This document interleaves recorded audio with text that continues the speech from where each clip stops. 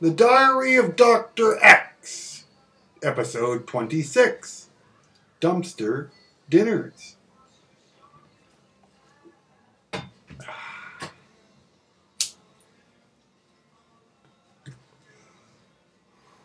I guess I have talked about ditch beer before, and how surprisingly common it can be in this neighborhood, at least when you're lucky. But it's not just ditch beer you can find around the village when scavenging. I can't count the amount of times I have found food of one sort or another over the past couple of years.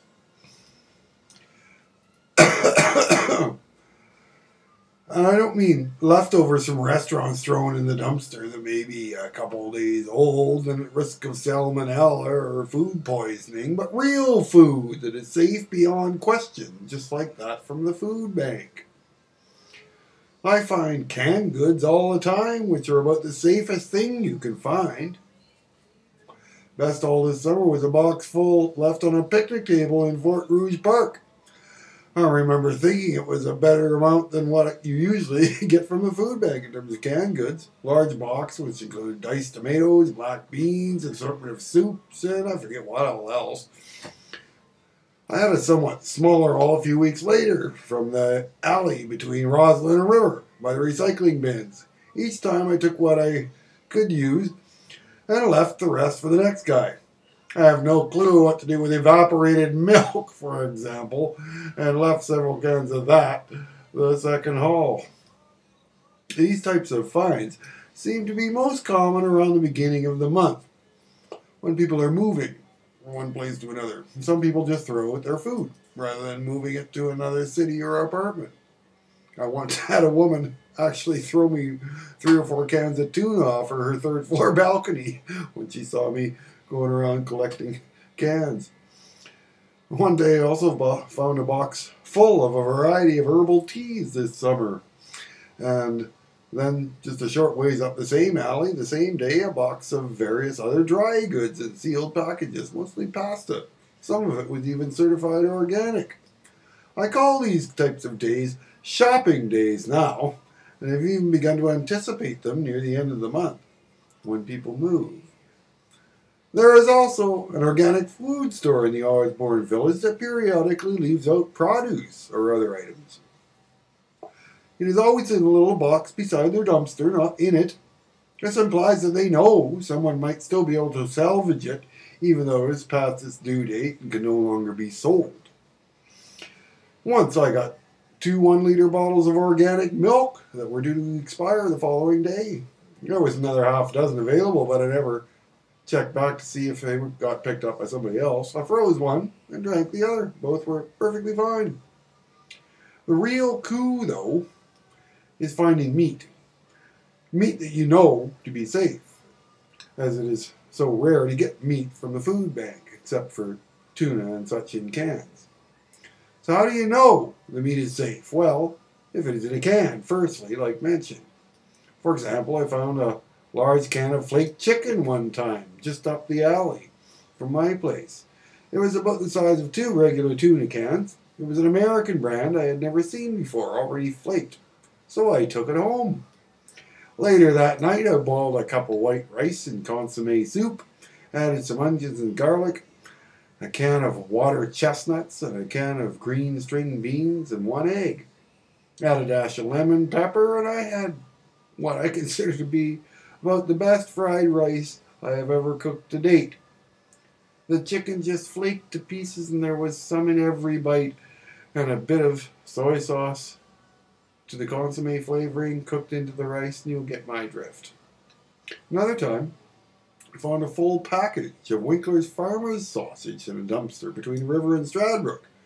I had just been there scavenging an hour before, so even though it was a hot summer day, I knew it was still good, as the wrapper was unharmed. Good burgers with barbecue sauce for a few days from that one. In nice whole wheat buns I had found in an unopened bag near the community center on Confusion Corner, just sitting there with a loaf of rye bread right next to them. I also found 2 meatloaves recently, untouched and in their wrappers on a nice, cool fall day. Took them home and feasted for a week on meatloaf burgers and buns from the food bank in St. Augustine. I still have one in the freezer, actually. Then just last week, I also found a quarter barbecued chicken on the corner of Stradbrook and Osborne, right in the heart of the village, beneath the bench in front of the fire hall, still in its package. Right from the store. And only one bite had been taken from it. I knew it couldn't have been there for more than half an hour, as I had just passed by the area, because I do my rounds, right? Going by everywhere repeatedly. So I took it home, chalked it up, added some white, brown, and wild rice, lentils, some perfectly good carrots found in a dumpster, a whole celery heart from the organic food store's offerings next to their dumpster, some onions and garlic from the food bank, add a dash of sage, salt, and pepper, parsley, and you have an excellent chicken vegetable soup with rice. Gonna like that. I still have some of that in both the refrigerator and the freezer as I write this, in fact. But the best dumpster dinner of all this year is the following, mainly because it was shared with friends who knew exactly where it came from. 2 weeks ago, I was proceeding west, up the alley south of Stradbrook, towards the zoo, where I cash in my empties, when I found a whole salmon, headless and gutted. It was still in its wrapper from Safeway, which described it as wild, as well as in a Safeway bag. It sat on top of the dumpster, still frozen solid. It was not only good, but ecologically friendly. Yeah. So I took it home and put it in my freezer, keep it cold. About a week later, I was sitting out front of Safeway using their outdoor tables to access the Wi-Fi and keep up with a game I play online called Travian, since my home connection had recently been cut off due to lack of payments. This is when Zuki and Mandy walked up and sat down to say hi.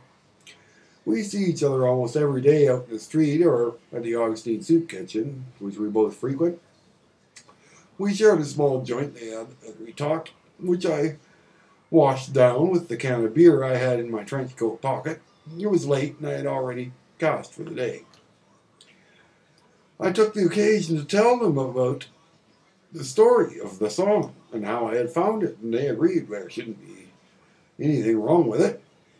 Well, it's a pretty big fish, I said, more than I could eat in one sitting, and not the type of thing you would want to reheat in the microwave. That's true, Andy said.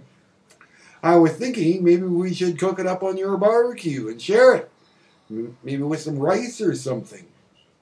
We should do that before it gets too cold out, Zuki replied. A couple weeks later, I met them out searching the dumpsters for useful household items, and we decided Thanksgiving weekend would be a good time for the feast. It was the following weekend, early October, here in Canada. We were still experiencing beautiful fall weather. Hot most days with warm evenings and cool nights. Not bad for Winnipeg at that time of year. We all hoped the weather would hold until the weekend. Early Saturday afternoon, I met Zuki again as I played my game out front of Safeway. How about Sunday at 1, he asked. It's kind of an in-between time. Where should we meet? Right here? Sounds good to me, I replied. I then continued on my rounds, and what did I find? 3 frozen chicken breasts in the recycle bins by the apartments behind Safeway. Apparently, some people think the meat is recyclable. So I took them home, separated them, put 2 in the freezer, and cooked one up. I fried it in zesty Italian dressing with a dash of Montreal steak spice. That's an old favorite of mine for chicken. For a side dish, I was fortunate enough to have a box of stovetop stuffing handy I had found the previous day in a bag of this and that by the dumpsters next door. Following morning, my alarm went off at 10:30 a.m. I wanted to arrive early so I could get my game up to speed before Zuki arrives at the store. Well, I got up to speed, but he didn't show. Figured I would see if Zuki was waiting at home. I picked up a couple of empties from a dumpster on the way there, then trolled the ones below his building. Before I was done, he had noticed me from his balcony and shouted that he would be down to let me in. It was actually Harrison who let me in. He appears to be staying there at least part-time at this point. He's a tall, slim young dude with a funky punk haircut, who I first met earlier this summer down by the river, where we shared some Captain Morgan spiced rum and some Jack Daniels and he and his friend Coco the Hobo had. and some conversation. Fortunately, Zuki had some tin foil to wrap the fish in, as I had forgotten to bring some. He had potatoes, and he threw a half a dozen of them on the barbecue along with the fish, which we stuffed with an awesome spice mix they happened to have, which was also from a dumpster. A little later, I put on the rice I had brought, which I mixed with some lemon pepper. While things cooked, we shared the last of the previous evening's beer that they had, about one each. But we also smoked two nice fat spliffs, hell of a buzz by the time supper came around, actually. Zuki washed a cookie sheet to serve the fish on, and then we pigged out. It was an awesome Thanksgiving feast. And what did we talk about? Same kind of thing I talk about with you. Our best finds and stuff. I didn't get to tell him about the chicken cacciatore I made with peppers and tomatoes from the organic food store, onions and garlic from the food bank, and tomato sauce and tomato soup from the cupboard the next day. It kicked ass, though. Fed me for 4 days. And no, dumpster dinners are not nearly as common as this might make it appear, especially those with me. I've just been on an excellent run this fall. Cheers.